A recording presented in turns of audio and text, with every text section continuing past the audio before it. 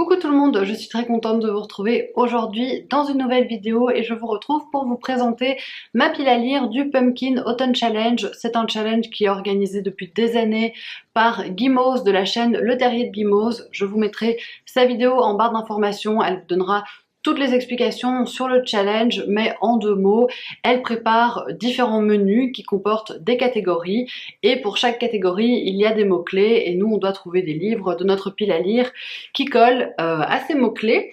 Bien sûr, c'est très libre, on fait un petit peu comme ça nous arrange.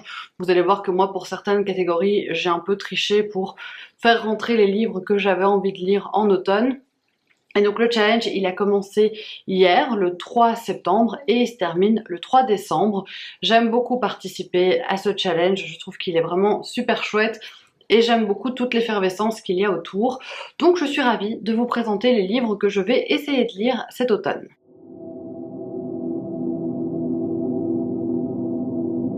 On va commencer avec le premier menu qui s'appelle Automne frissonnant et la première catégorie qui est Viens flotter avec nous, pour laquelle les mots-clés sont horreur, thriller, clown, épouvante, fantastique et rouge. Viens flotter avec nous, c'est une référence à ça de Stephen King. Comme j'ai déjà lu ça, j'ai choisi un autre Stephen King parce que c'est toujours bien pour la période autour d'Halloween. J'ai choisi Nuit noire, étoile morte. C'est un recueil de nouvelles qui date un petit peu, hein. Il n'est pas du tout récent. Et alors il y a 4 novellas dans ce recueil. Il y a 1922, Grand chauffeur, Extension claire, Bon ménage. J'ai déjà lu pas mal de King, mais je ne le connais pas dans le format nouvelle, donc j'ai hâte de découvrir ça. Je pense que 1922 est assez connu. Si je me trompe pas, ils ont fait un film adapté de cette nouvelle sur Netflix, donc je le regarderai peut-être si j'ai apprécié la lecture de la novella. Voilà, je suis impatiente de le lire, ça fait longtemps qu'il traîne dans ma pile à lire. Donc j'espère qu'il en sortira cet automne. Je suis plus loin dans le tournage de la vidéo, mais je me rends compte que j'ai oublié de mettre un livre dans cette catégorie. C'est la suite de la saga Blackwater. Je viens de lire le premier tome et j'ai commandé toute la saga sur Vinted. Ils vont arriver très prochainement chez moi. Donc je vais d'office lire le tome 2, peut-être aussi le tome 3 à l'automne, parce que ça colle très bien avec tout ce qui est fantastique, un peu épouvante, donc je suis impatiente de poursuivre la saga. La deuxième catégorie s'appelle l'enfer des backrooms. Comme mots-clés, on a dimension parallèle, cryptique, labyrinthe, internet, légende urbaine et mystère. J'ai choisi de me baser plutôt sur dimension parallèle et mystère. Et j'ai sorti La maison sur le rivage de Daphné du Maurier. Je trouve que Daphné du Maurier, pareil, en automne, ça passe toujours bien, ça colle bien à l'ambiance un peu gothique, un peu sombre qu'on aime retrouver, en tout cas que j'aime retrouver dans mes lectures à ce moment-là. Et pourquoi est-ce que je l'ai mis dans cette sous-catégorie-ci? Simplement parce qu'on va se retrouver donc en Cornouailles, comme souvent avec Daphné du Maurier, avec un homme qui va tester une drogue qui va l'envoyer dans le passé, donc qui va remonter 6 siècles. Voilà, il va être envoyé 6 siècles avant son époque, donc je trouve que ça rentre bien dans le mystère et dans la dimension parallèle. Je verrai bien ce que ça donne. J'ai pas entendu tellement d'échos de celui-ci de Daphné du Maurier, donc je pense que je peux me plonger dedans sans trop d'inquiétude parce que je sais que c'est une autrice que j'adore. Dernière catégorie de ce menu et non des moindres parce que j'ai 3 livres dans celle-ci, c'est Perfectly Splendid avec les mots-clés fantôme, famille, manoir, possession, gothique, drame.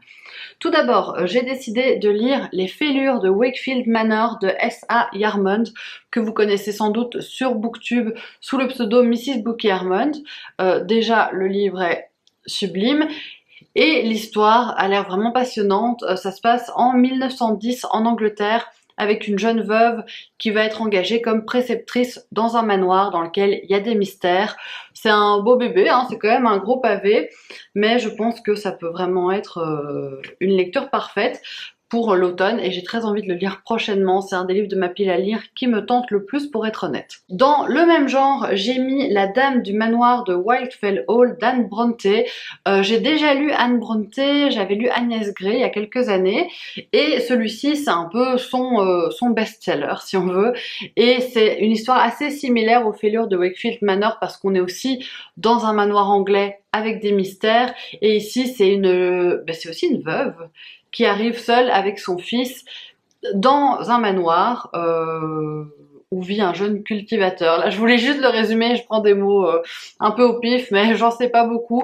Je sais que c'est un roman qui plaît énormément. Je sais que Isabelle de la chaîne Les Chroniques du Hérisson notamment l'a adoré, donc ça me donne envie de le découvrir. Et le dernier, c'est toujours sous les conseils d'Isabelle. Alors, si je vous montre la couverture, ça va pas vous parler parce que c'est une vieille édition avec le dos tout cassé, mais c'est Le Château des Bois Noirs de Robert Marguerite, je ne sais pas comment est-ce qu'il faut le prononcer, c'est un français, moi je pensais que c'était un anglais vu son nom, et oui ça c'est aussi un coup de cœur d'Isabelle. C'est un roman, ça sert à rien que je vous le montre comme ça, je vais plutôt vous mettre une illustration de la couverture, ce sera peut-être plus parlant. Mais ici, si j'ai bien compris, c'est un roman dans lequel on va suivre une jeune femme de la bonne société parisienne qui va se marier avec un homme qui vit en Auvergne. Je crois qu'il est un rang en dessous d'elle, que lui il fait partie de la bourgeoisie mais pas de l'aristocratie. Elle va débarquer chez lui et il va y avoir toutes sortes de mystères. Donc ça rentre dans la catégorie roman gothique mais comme les deux autres. On passe au deuxième menu qui est le menu automne, douceur de vivre avec la première catégorie qui s'appelle Something Wicked This Way Come avec les mots-clés Halloween, octobre, automne, fête foraine, enfance et cauchemar. J'ai choisi un livre dont la couverture crie l'automne. C'est D'un silence à l'autre de Micheline Duff. Je ne sais pas si on parle forcément d'automne dans le livre, mais rien que pour la couverture, je trouve qu'il a sa place. Mais il y a aussi le mot-clé enfance qui peut convenir parce que ça va être des problèmes de famille, de secrets qui pèsent. On est au Canada dans les années 30 avec deux sœurs qui vont chacune avoir un enfant. Il va y avoir une brouille familiale, elles ne vont plus se parler et on va suivre un petit peu leur histoire. En fait, là moi j'ai une intégrale en 3 tomes. Les 3 tomes sont dedans, donc il fait presque 1000 pages. Ça se passe au Canada, je pars bientôt au Canada, donc je pense que c'est le livre que je vais embarquer dans ma valise. J'avais déjà commencé à le lire, je crois il y a 2 ans, et j'avais lu 20 pages. J'étais juste pas dans le mood à ce moment-là pour lire ça, mais je pense que si je suis au Canada et que le temps commence un petit peu à se rafraîchir, ça pourrait bien le faire. Petite précision sur ce livre-ci, il est quasiment, il est très difficile à trouver. Je ne vais pas vous dire quasiment introuvable. En tout cas, neuf, il n'est plus trouvable. On peut le trouver d'occasion. Moi, je l'avais acheté en occasion et j'ai vraiment hyper envie de le découvrir. La deuxième sous-catégorie s'appelle Poupée de souvenirs automatique à votre service avec les mots-clés épistolaire, correspondance, sentiment, émotion, amour, deuil, gratitude, guérison. Alors là, j'ai clairement triché, ça n'a rien à voir ce que j'ai mis, mais fallait que je le case. C'est le 3e tome de la Villa aux Étoffes, donc l'héritage de la Villa aux Étoffes d'Anne Jacobs. Juste, vu la couverture, j'avais envie de le lire en automne.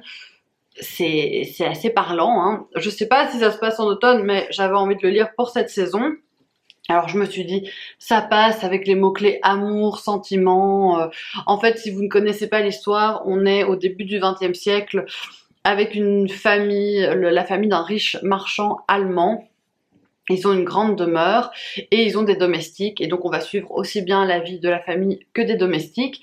Et dans le premier tome, on suit, je crois qu'elle s'appelle Marie, qui est une jeune fille de cuisine, qui va tomber sous le charme, et inversement, hein, du fils du marchand. Comment est-ce que je pourrais expliquer ça plus clairement? Bref, elle va tomber amoureuse du fils de la famille, donc de l'héritier. C'était pas si compliqué. elle va tomber amoureuse de l'héritier, et bref, on suit cette famille au fur et à mesure du temps. Et bref, ce troisième tome, j'ai envie de le découvrir, mais ça fait longtemps que j'ai pas retrouvé les personnages, parce que je pense que ça fait 2 ans que j'ai lu le tome précédent, donc j'espère que je vais savoir m'y remettre assez facilement. La catégorie suivante s'appelle La Dame Chouette des îles bouillantes, avec les mots-clés sorcière, magie, malédiction, école, parcours initiatique et amitié. Alors là, j'ai choisi un livre qui s'apparente plus ou moins aux sorcières, vous voyez bien que j'arrête pas de tricher, hein. C'est le livre La Petite Boutique au Poison de Sarah Penner, qui est un livre que j'ai acheté assez récemment. C'est pas vraiment l'histoire d'une sorcière, mais c'est l'histoire d'une femme qui est apothicaire, je pense, et qui vend des poisons. En fait, elle concocte des poisons que les gens peuvent venir acheter assez librement dans sa petite boutique. Seulement, elle ne veut toucher que les hommes violents avec leurs femmes, et ça se passe à Londres en 1791. Moi je trouve que ça a l'air trop chouette vu le résumé, et la couverture aussi est très sympa. Après il y a l'une d'entre vous qui m'a dit sur Instagram que c'était pas non plus génial, mais c'est pas grave, on va quand même tenter, et je pense que ça passera bien à cette saison. La dernière sous-catégorie de ce menu, c'est la loi fondamentale de l'échange équivalent. Là l'idée c'est de partager une lecture commune, je le ferai sans doute, c'est juste que j'ai pas encore prévu ça pour l'instant, donc je n'ai rien mis pour l'instant dans cette catégorie.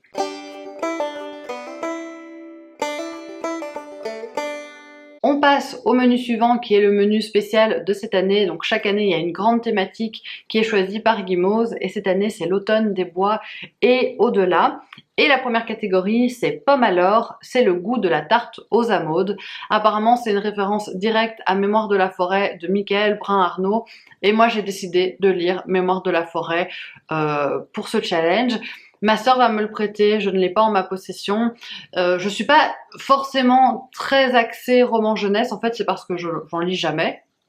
Mais celui-ci a l'air vraiment super mignon et traite de la maladie d'Alzheimer, mais à destination des enfants et à travers des animaux, donc je pense que ça peut vraiment être super mimi. Pour la catégorie suivante, je n'ai rien mis parce que j'ai des choses dans ma pile à lire mais qui ne me tentent pas plus que ça, donc c'est Légende de la hache noire, médiévale, chevaleresque, quête, épopée, illustrée et fantaisie, donc je passe pour l'instant. Ensuite on a La Mélodie infernale de la corne de chasse, monstres, créatures, expédition, aventure. Je me suis basée plutôt sur les monstres et j'ai choisi de lire Lady Helen de Alison Goodman. C'est un livre qu'on voyait beaucoup tourner sur les réseaux sociaux il y a quelques années et qui m'avait toujours tenté parce que c'est du fantastique, mais qui prend place dans la bonne société de Londres en 1812. Donc il y a quelque chose qui m'attire là-dedans parce qu'on va suivre Lady Helen, c'est une jeune femme qui doit s'introduire dans la bonne société, elle fait son entrée dans la bonne société et elle va tomber sous le charme d'un homme mystérieux qui fait partie d'un club qui s'appelle le Club des Mauvais Jours, d'où le titre. Et si j'ai bien compris, ce club doit affronter des créatures surnaturelles qui s'apparentent à des monstres. Ça a l'air un peu obscur dit comme ça. Voilà, je pense que ça peut me plaire pour le côté ancrage historique. Je verrai pour le côté monstre, c'est ce côté-là où je suis moins sûre, mais on verra bien. Et la dernière catégorie de ce menu, c'est Rocket Raccoon on the Run, avec les mots-clés mutation, expérience scientifique, science-fiction, chasseur de primes, gardien et galaxie. Moi je suis partie simplement sur la science-fiction avec un livre que je dois lire depuis des années et que je n'arrive pas à sortir de ma pile à lire. Le Fléau de Stephen King. C'est un beau bébé et c'est en 2 tomes, mais si je lis déjà le premier tome cet automne, je suis très contente. Mais c'est vrai que ça fait des années que je repousse le moment de la lecture alors que j'ai des belles éditions dans un beau coffret. En fait, je ne suis pas hyper branchée science-fiction, donc c'est le premier frein. Et en plus de ça, ça parle d'une maladie qui se répand et qui décime la population. Donc c'est vrai que en période de Covid ou autour du Covid, j'avais pas du tout envie de lire ça. Maintenant qu'on est moins dans cette actualité-là, je me dis que je peux le lire de manière plus sereine et sans que ça pèse trop sur mon moral. Donc je pense que cette année c'est la bonne. Je vous le dis, c'est enregistré maintenant, je dois m'y tenir.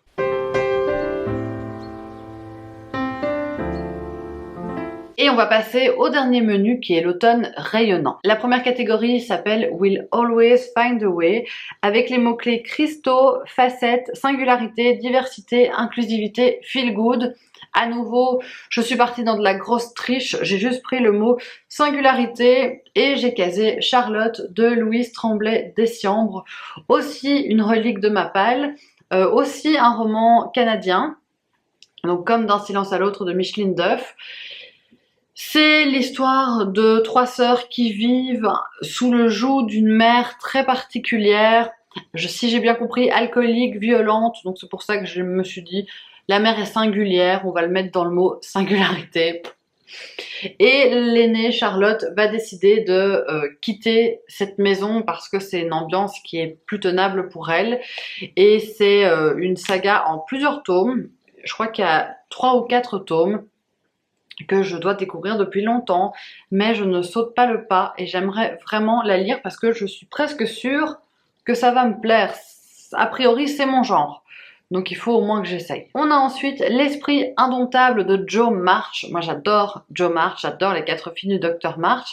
Les mots-clés sont place de la femme, indépendance, ambition, rêve, sororité, théâtre, écrivaine.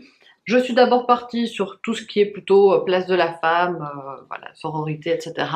Avec le roman Fille de Camille Laurens, ou Laurence, je ne sais pas comment est-ce qu'on dit son nom.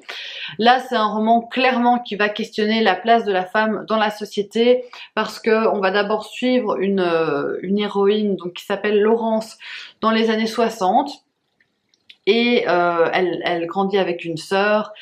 On va suivre leur vie en tant que petite fille et puis on va suivre aussi Laurence en tant que mère dans les années 90, c'est ça exactement. Et je suis assez curieuse de lire ça, je pense que c'est un roman assez engagé, donc c'est vrai que ça me fait pas mal envie et que j'ai hâte de découvrir cette histoire. Et pour le côté plutôt écrivaine, j'ai décidé de mettre un livre d'une écrivaine que j'aime beaucoup beaucoup, qui est Leila Slimani, et c'est Le parfum des fleurs la nuit. Là, on est sur un essai. Je pense que c'est une collection d'essais qui se centre sur l'art. Et je sais qu'elle va parler d'écriture. Donc, c'est écrit par une écrivaine qui parle d'écriture. Je pense que ça valide complètement la catégorie.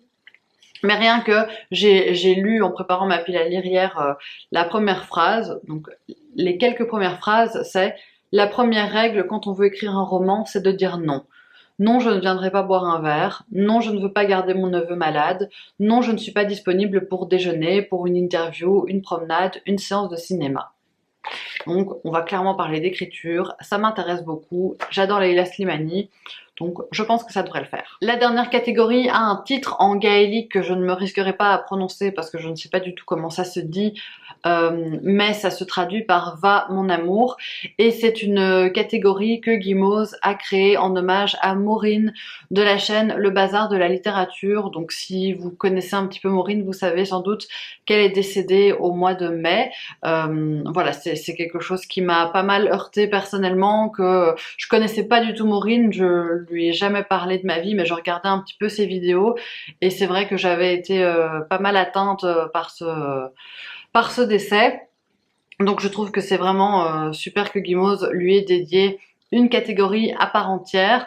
Et alors dedans elle a regroupé des choses qui étaient propres à Maureen et que Maureen mettait souvent en avant sur sa chaîne YouTube. Donc on retrouve les mots-clés Irlande, Petit Peuple, Mythes et légendes celtes, Nature Writing et Vers. Moi, j'ai pas du tout des goûts similaires à Maureen, donc j'ai pas grand chose qui colle à tout ça, mais j'ai choisi Nature Writing et j'ai casé Là où chantent les écrevisses de Delia Owens. C'est un roman qui a beaucoup plu et qui a eu beaucoup de succès et que je n'ai toujours pas découvert, que j'ai vraiment hâte de découvrir. Je pense que c'est un des premiers que je vais lire parce que il va bien faire la transition entre l'été et l'automne et j'ai vraiment envie de le lire. Je sais juste qu'on suit une petite fille, jeune fille, j'ai pas la précision, mais qui vit aux États-Unis un peu toute seule dans les marais, dans la nature, et qui n'a pas accès à l'éducation, enfin qu'elle va pas à l'école, je pense. Bref, je vois ici qu'elle va apprendre à lire et à écrire. Je pense que c'est vraiment une histoire d'indépendance et de nature, donc ça colle parfaitement à la catégorie. Et voilà, c'est tout pour la présentation de ma pile à lire. N'hésitez pas à me dire en commentaire si vous participez au challenge, ce que vous avez prévu de lire, si vous avez lu l'un des livres dont je viens de vous parler maintenant. Et moi, je vous retrouve très bientôt. C'est le moment où les chiens décident d'aboyer. Et moi, je vous retrouve très bientôt pour une nouvelle vidéo. Aïda, non! Ça va, mon Kenzo, toi tu es sage. Aïda, toi tu aboies. C'est super, mais attends, chérie, reste là. Non, non, non, non, non, non, non, non, non. Et moi, je vous retrouve très bientôt pour une prochaine vidéo. Gros bisous.